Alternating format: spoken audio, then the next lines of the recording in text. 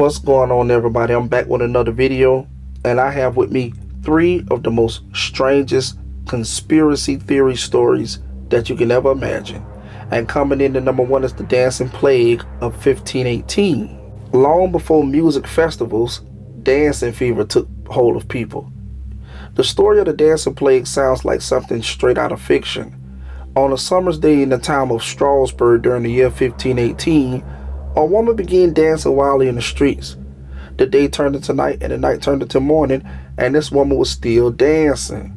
Within a week, 34 others had joined her, dancing as though they were possessed without stop for no apparent reason. And within a month, the number of dancers had increased and reached to 400. Religious sermons were called to address the issue, and physicians were called in to document the event and try to find a solution. And all the while, the dancing worsened. Now, many became ill or died as a result of exhaustion, strokes, or heart attacks. The authorities eventually decided that the only way the dancers will recover is if they danced it out of their systems. Guild halls and a grain market were open to the dancers, and a wooden stage was even constructed for them. Musicians were even brought in to keep those affected moving. Now, numerous theories have been proposed for the cause of the bizarre event, including poisoning, epilepsy, typhus, mass psychogenic illness, and even secretly coordinated religious rituals. But to this day, we still have no answer for this truly unbelievable historical event. And that does sound like one of the weirdest, strange events I ever heard of before. Wow.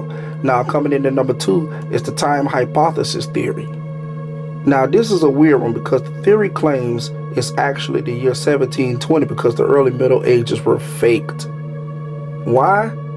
Because according to the phantom time hypothesis, Charlemagne never existed, along with 297 years that was just made up. Because according to German historian Herbert Illing, the year is actually 1720 and the Gregorian calendar is a lie, and a chunk of the Middle Ages was completely made up. No, this man is not crazy, at least not officially, and he actually claims to have archaeological evidence to support his cause. Well, to support his case. In 1991, Illing proposed his theory called the phantom time hypothesis. He claims there was a conspiracy entered into back in 1000 AD to change the dating system by three rulers. Illing claims that Pope Sylvester II, Holy Roman Emperor Otto III, and Byzantine Emperor Constantine VII all got together and changed the calendar to make it seem as if Otto had begun his reign in the millennial year of 1000 AD rather than 996. The reason being that 1000 sounded a lot more meaningful than 996, considering AD stands for Anno Domini, or the year of the Lord. You know, there's all kind of theories and hypotheses out there. Moving on to the next mysterious story. And coming in at number three is the mysterious Benjamin Kyle. Back in 2004, a man that was soon to adopt the name Benjamin Kyle woke up outside of a Burger King in Georgia without any clothes, any ID, or any memories. He was diagnosed with retrograde amnesia, unable to remember who he was, and with no identification, unable to find out. Now, if this was like any other story about amnesia, it would have probably resolved itself soon afterwards. But the trouble was, authorities couldn't identify him either. Local and state police failed to discover him in any known records despite an exhaustive search. And then in 2007, the FBI became involved, but were also unable to identify him, making him the only U.S. citizen in history listed as a missing person despite his whereabouts being known. One particular unfortunate side effect of not having your own identity is that without a social security number, he is unable to obtain full-time employment, and without memory of any past skills or discipline, the problem is amplified.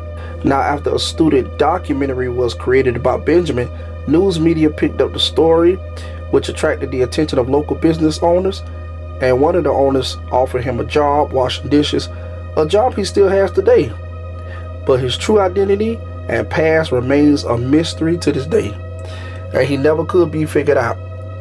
So could he possibly slip through time, or some kind of way walked into a wormhole or a portal or anything? Because The FBI, you know, they have all kind of technology, and these guys still couldn't find out what he was. Fingerprints, identification.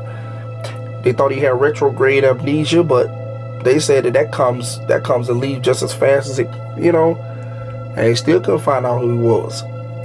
So that does it for my 3 mysterious conspiracy theory stories. And I was your host, Priceless Raw, with another video. Thank you for tuning in, and be sure to watch for future videos and future updates. Until next time, everybody, peace, and continue to have a good one. Later.